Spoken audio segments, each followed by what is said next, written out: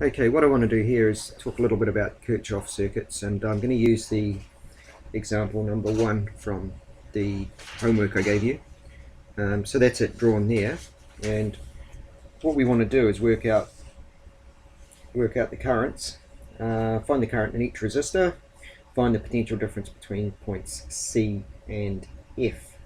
We'll see how this video goes. I don't know if we'll get this all done in 10 minutes, but we're going to learn a bit about Kirchhoffs in doing this.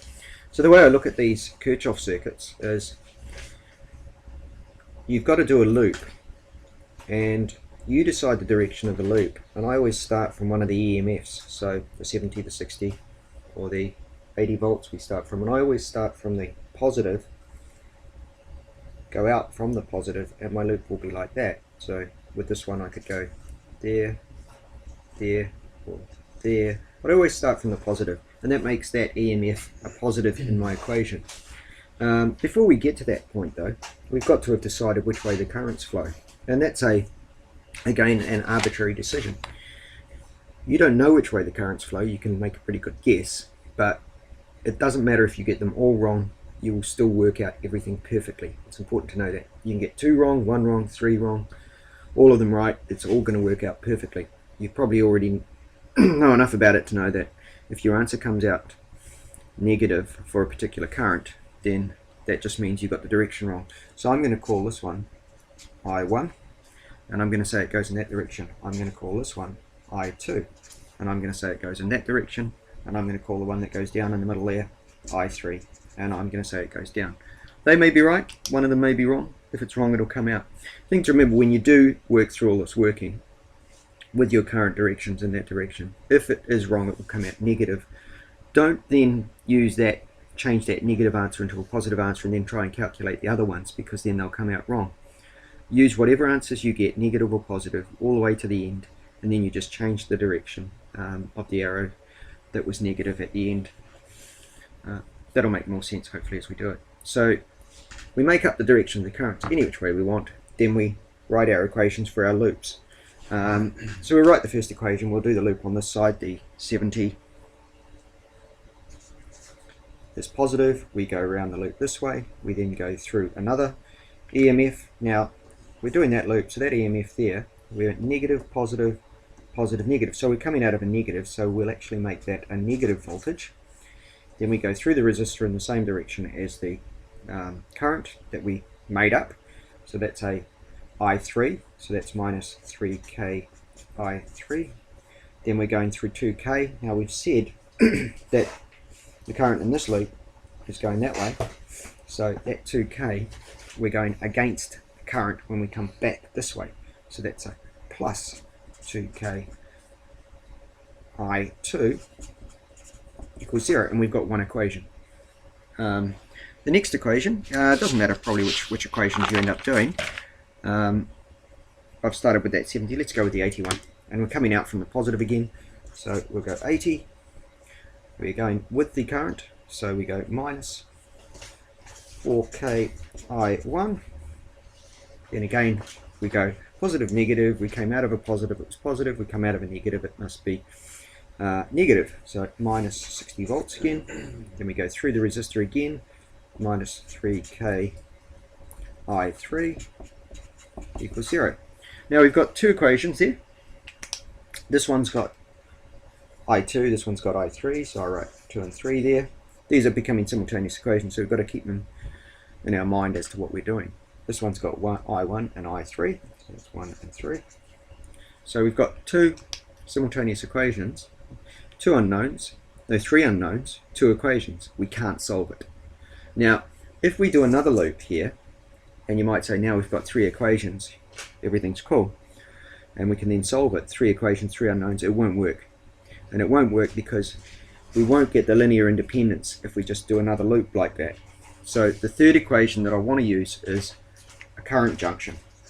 That's the way to do these problems. And that's very important, otherwise you'll use the 3 equations, you'll spend 15 minutes, and you'll have a 0 equals 0 answer. No solution. You'll learn more about that when you do more maths. The main thing is just do your 2 equations, go for a junction.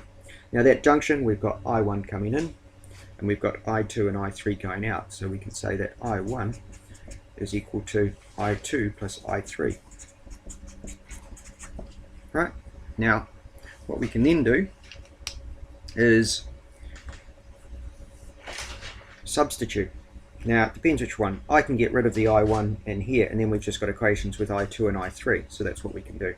So we'll go 80 minus 4k, and instead of I1 we've got I2 plus I3 minus 60 minus 3k I3 equals 0. So now we've got an equation that's just got I2s and I3s, and it is linear independent from this equation, so we can actually use those two equations, but we'll just simplify it a little bit first.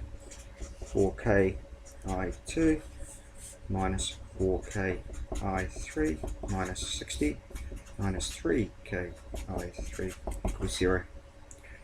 So what have we got? 4k I3 minus 4k I3 minus 3k I3, so write that out as minus 7k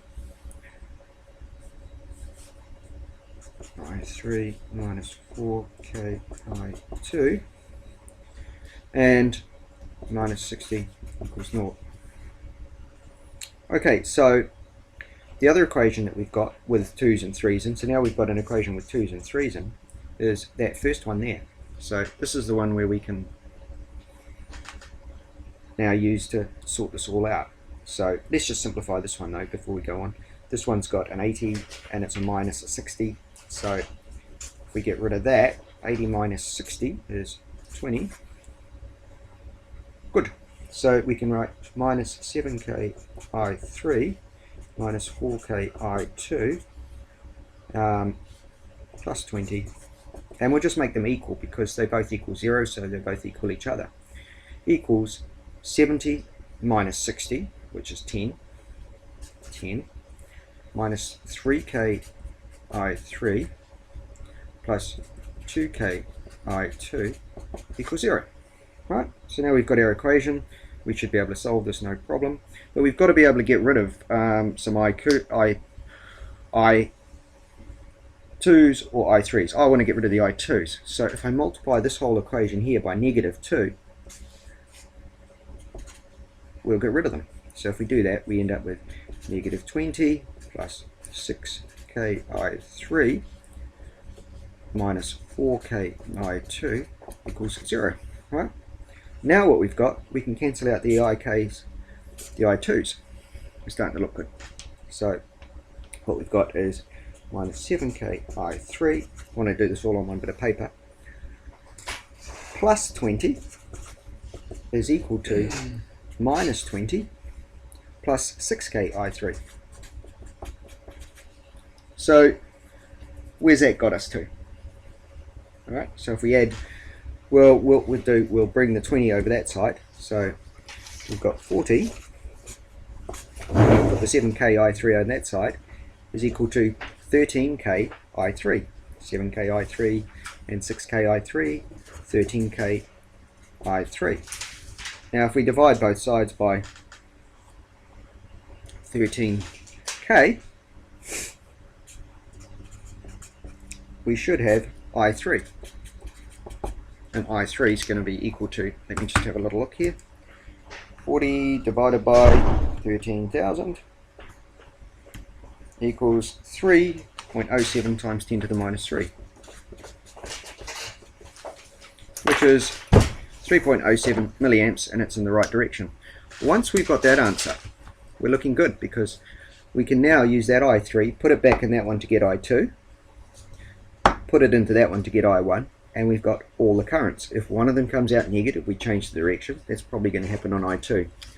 And then we can do that. I'm just afraid that we're running out of time a little bit here. So just get it back, have a look. I think I'll stop it right there because we're up to 9:29.